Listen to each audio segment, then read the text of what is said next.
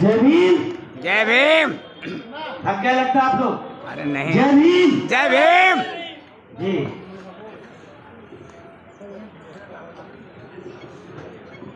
सम्मानित साथियों, उपस्थित हमारी माताएं बहनें और जहां तक मेरी आवाज जा रही वहां पर रहने वाले सभी मतदाताओं, आप सबका मैं अपने हृदय की गहराइयों से हार्दिक स्वागत, अभिनंदन और वंदन करता हूं।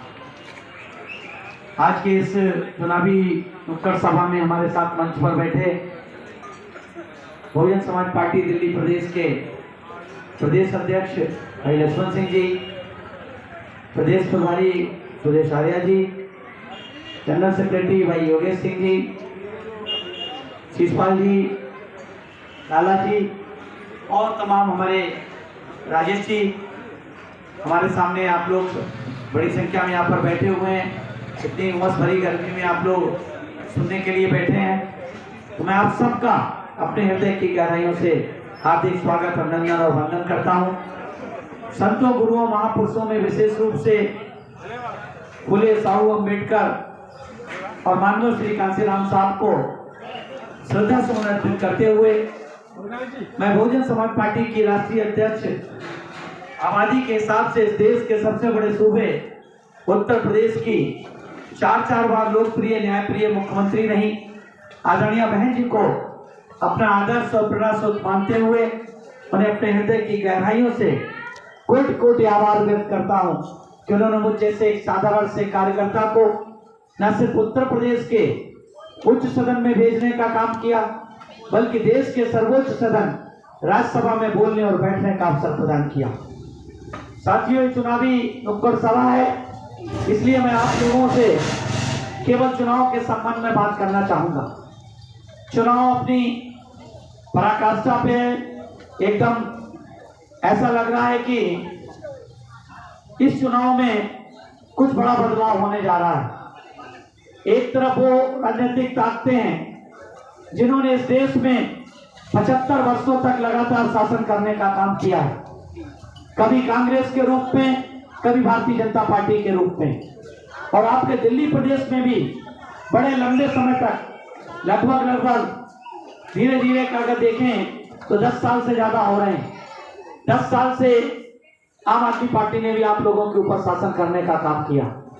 लेकिन मैं आप लोगों से पूछना चाहता हूं कि इस प्रदेश में मैं अपनी बात आपकी पार्टी आम आदमी पार्टी से शुरू करना चाहता हूं, जिस पार्टी को छोड़ करके हमारे प्रत्याशी बहुजन समाज पार्टी के प्रत्याशी पूर्व मंत्री भाई राजकुमार आनंद जी बहुजन समाज पार्टी का उन्होंने दामन थामने का काम किया है।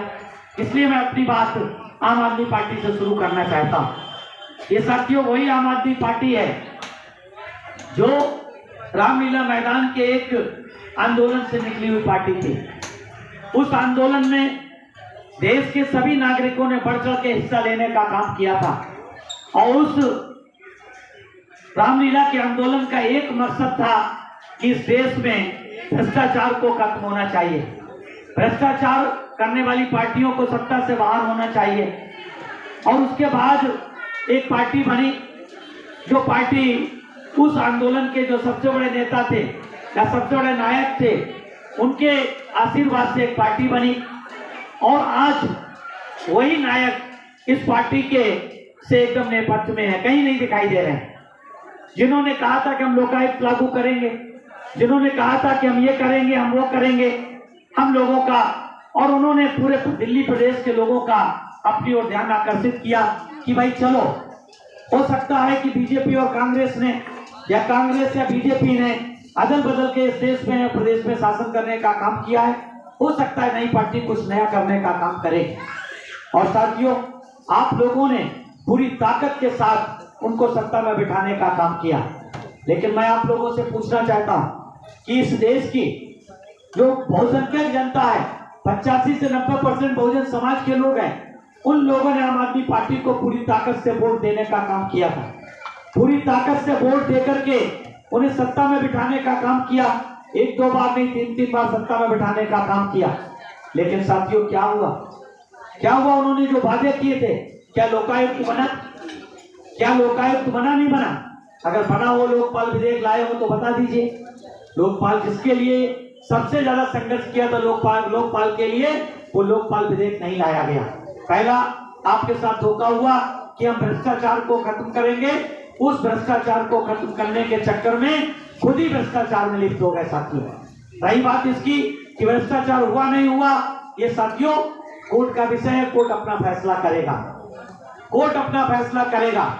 लेकिन साथियों मैं आप लोगों को बताना चाहता हूं कि आप लोगों का वोट देकर के इन्होंने फ्री वाईफाई के नाम पे, फ्री बिजली और पानी के नाम पर आपके वोट लेने का काम किया। और जब वर्तमान सरकार सत्ता में आई, जो दिल्ली प्रदेश की वर्तमान सरकार है, जब वो सत्ता में आई तो साथियों सबसे बड़ा दंगा भी इन्हीं के शासनकाल में दिल्ली में हुआ साथियों, सबसे बड़ा दंगा हुआ। और उसमें सबसे ज्यादा हताहत कौन हुआ? सबसे ज्यादा हताहत हुए साथियों केवल दलित और मुस्लिम समाज के लोग, वो लोग जिन्होंने सबसे ज्यादा वोट देने का काम किया। मैं इस सरकार के लोगों से पूछना चाहता हूँ, बहुत सलाह देते हैं इस सरकार के मंत्री, इस सरकार के सांसद, इस सरकार के विधायक कि ऐसा करना चाहिए, इस पार्टी को उस पार्टी को ऐसा करना चाहिए। मैं उनको भी एक सलाह देना चाहता हूँ। वोट सबसे ज्यादा किसने दिया? साथियों देश के बहुजन समाज के लोगों ने इनको वोट देने का काम किया। लेकिन जब राज्यसभा में भेजने की बारी आती है तो साथियों क्या एक भी बहुजन समाज के आदमी को राज्यसभा भेजने का काम किया? नहीं किया साथियों। आपके साथ धोखा करने का काम किया। आपको फ्री बिजली पानी के चक्कर में आपका बिजली पानी का कितना बिल आता है, साल भर का अगर देखें कितना बिल आता है, लेकिन आपके बच्चों को, कितने बच्चों को नौकरी देने का काम किया, कितने बच्चों को परमानेंट नौकरी देने का काम किया, कितने लोगों को कॉन्ट्रैक्ट में भर्ती करने का काम किया, जरा पूछिए इनसे साथियों।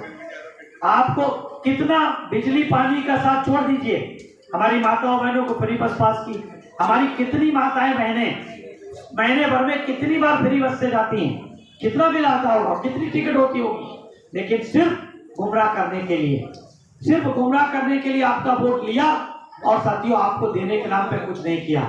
रही बात साथियों कांग्रेस की, कांग्रेस ने सबसे लंबे समय तक इस देश पे शासन किया और इस दिल्ली प्रदेश पे शासन किया और इस देश के बहुसंख्यक समाज का जो साथियों वोट था उसका वोट लेकर के लंबे समय तक शासन किया। लेकिन उनको उनके नाम पे नीतियां तो बनाई, लेकिन उन नीतियों को जमीनी हकीकत में उतारने का काम नहीं किया। हम सब लोग जानते हैं कि उन लोगों ने बाबा साहब के संविधान को आज बचाने की बात कर रहे हैं। आज साथियों इंडिया गठबंधन, जिसे इंडी गठबंधन कह सकते हैं, उसने बाबा साहब के संविधान बचाने की बात करते हैं, बाबा साहब के संविधान को लागू करने की बात करते हैं। मैं आप लोगों के माध्यम से उनसे पूछना चाहता हूँ, वो आपके बीच में आए तो उनसे पूछिएगा कि जब आप सत्ता में थे तो भारत के संविधान में दिए गए अधिकारों को आपने लागू क्यों नहीं किया था? क्यों नहीं बाबा साहब के संविधान से हमारे आरक्षण को पूरा करने का काम किया? क्यों नहीं हमारे संविधान में दिए गए अधिकारों को, बराबर अधिकारों के आधार पर हमको हिस्सेदारी देने का काम किया? साथियों सिर्फ और सिर्फ ये बाबा साहब के नाम पर आप लोगों का वोट लेना चाहते हैं, ये सिर्फ और सिर्फ वोट लेकर के अपनी सरकार बनाना चाहते हैं, लेकिन देने के नाम पर इनमें और उनमें फर्क नहीं है। साथियों इस देश में कांग्रेस बीजेपी दोनों एक सिक्के के दो पहलू हैं, एक ही सिक्के के दो पहलू हैं। अगर हम ये कहें कि नौसेरी बहनें हैं, इसमें कोई अतिशयोक्ति नहीं है, इसलिए इनके भी बहकाने में आने की जरूरत नहीं। रही साथियों भारतीय जनता पार्टी की बात, ये वही पार्टी है जिस पार्टी ने 2014 में केंद्र की सत्ता में आने से पहले क्या कहा था कि हमारी सरकार बनेगी तो क्या करेंगे, हम 2 करोड़ रोजगार आपके बच्चों को देने का काम करेंगे। 2 करोड़ रोजगार प्रतिवर्ष 2 करोड़ रोजगार, और 2 करोड़ रोजगार का मतलब 10 साल में 20 करोड़ रोजगार हुए। और मात्र अभी चंद लाख रोजगारों के प्रमाण पत्र बांटने का काम किया चुनाव से पहले, तो साथियों उसको ढिंढोरा पीटा गया। अरे 20 करोड़ रोजगार देना था, उसके बदले में आपने लाखों नौकरियों को प्राइवेट सेक्टर में विभागों को देकर के छीनने का काम किया। रेलवे जैसे विभाग को छीनने का काम किया आपने, कंकोर जैसे विभाग को, सीमेंट कॉर्पोरेशन लिमिटेड को, बीपीसीएल को। साथियों 28 विभागों को उन्होंने छीन करके रिजर्वेशन क्षेत्र से बाहर करने का काम किया, यानी कि प्राइवेट सेक्टर में देने का फैसला किया। क्यों? क्योंकि साथियों आपको नौकरी न देना पड़े।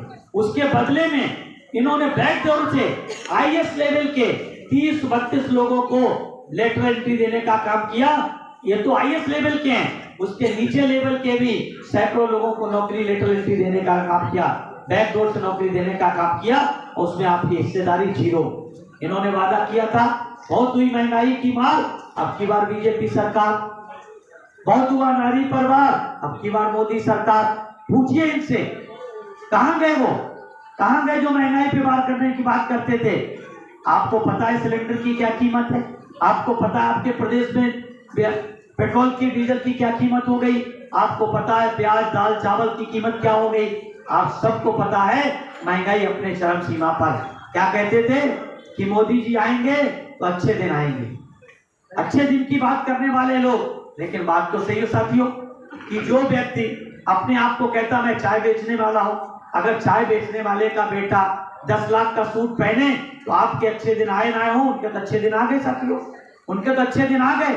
हजारों करोड़ के जहाज में घूमते हैं, उनके अच्छे दिन आ गए साथियों। कहने का मतलब साथियों ये है कि इन्होंने आपके साथ बातें तो बड़ी बड़ी की, बातें तो बड़े बड़े किए।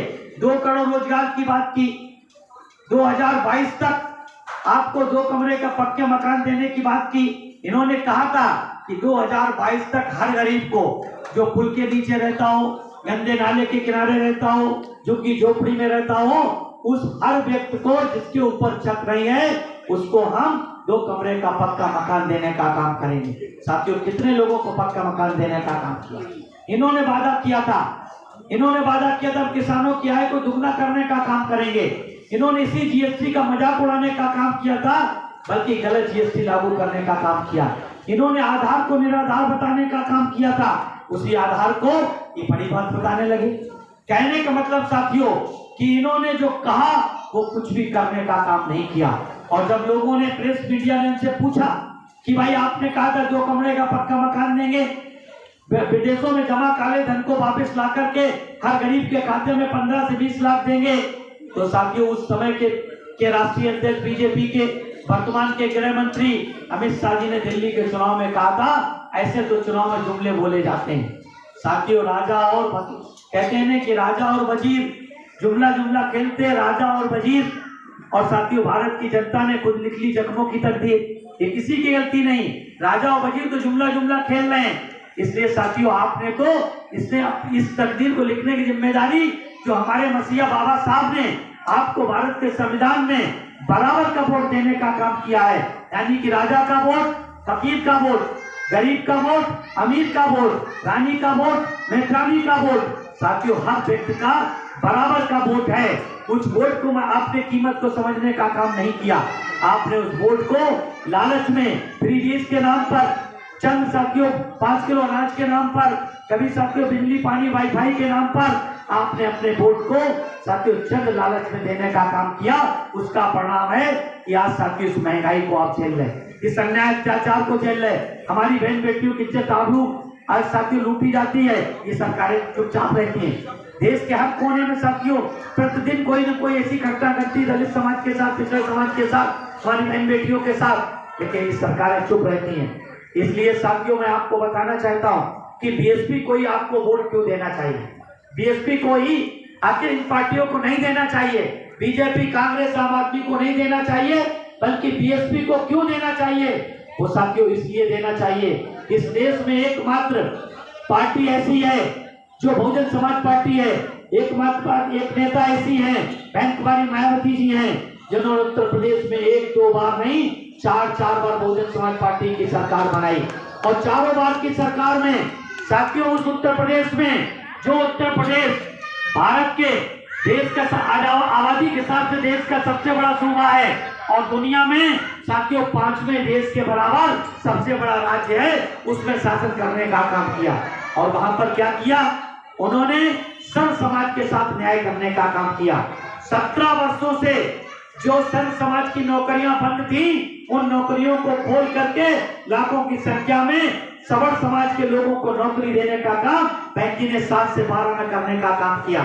पिछड़े वर्ग के लोगों को, दलित समाज के लोगों को बैंक लाभ के माध्यम से लाखों की संख्या में नौकरी देने का काम किया। लाखों हेक्टेयर जमीन कृषि की, लाखों हेक्टेयर जमीन आवास की। जो साथियों ये नारा देते हैं आपके आम आदमी पार्टी, कांग्रेस वाले, बीजेपी वाले, जहाँ झुग्गी भाई मकान, साथियों, ये काम तो बहन जी ने 2007 में मालकाना हक दे करके काम किया। उन्होंने कहा था जो जहां रहता है उस जमीन का मालकाना हक बहुजन समाज पार्टी की सरकार उनको देगी, और बहन जी ने उनको दिया। और न सिर्फ दिया बल्कि 4 लाख का लोन दिलाने का काम किया बैंकों से, 2 लाख लोन भरने का काम सरकार ने किया, 2 लाख पात्र व्यक्ति ने किया, और उन्होंने अपना मकान बनाने का काम किया। तो ये नारा केवल देते हैं, बहुजन समाज पार्टी घोषणा पत्र जारी नहीं करती है। बहुजन समाज पार्टी बीजेपी कांग्रेस की तरह संकल्प पत्र, घोषणा पत्र, भला पत्र, चला पत्र जारी नहीं करती है। बहुजन समाज पार्टी कहने में नहीं करने में विश्वास करती है। पिछली 4 बार की सरकार देख लीजिए, उत्तर प्रदेश की 4 बार की सरकार